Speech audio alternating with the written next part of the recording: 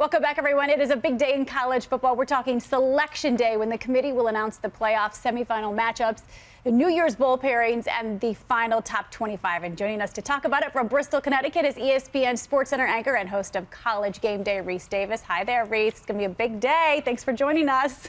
It is a big day indeed. Worked 14 weeks to get here, so excited to see what the committee comes up with. That's right. So it's all about the 4 teams, though, that are going to be playing for the national championship. Basically, Alabama and 3 other teams. It's not going to be such an easy decision for the selection committee, though, is it?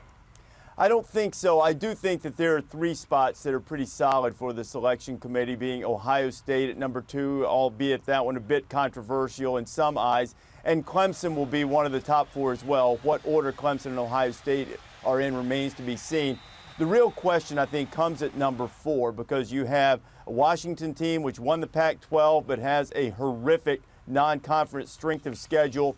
Penn State won the Big Ten last night by beating Wisconsin. And then there's Michigan sitting on the outside. Michigan's primary argument is that they drilled Penn State by 39 points when they played in the regular season. Yeah, and Michigan's 2 losses also came on final plays of the game. I've got to ask you, which team and or teams, though, in your mind and estimation, are really going to have a legitimate beef for being left out? Michigan may well be one of the 4 best teams, but Michigan won 1 game all season outside the state of Michigan and only 2 road games. Those 2 road games were against Rutgers, which was dreadful this year, and against Michigan State. Had Michigan won either the Iowa game, which it should have won, or the Ohio State game, which it could have won, then the Wolverines would be sitting pretty. Penn State with 2 losses would have a difficult time arguing that it should be in ahead of Washington team that's at 1. And if Washington's even left out, then their non-conference strength of schedule will be to blame. It's 2nd worst in the country.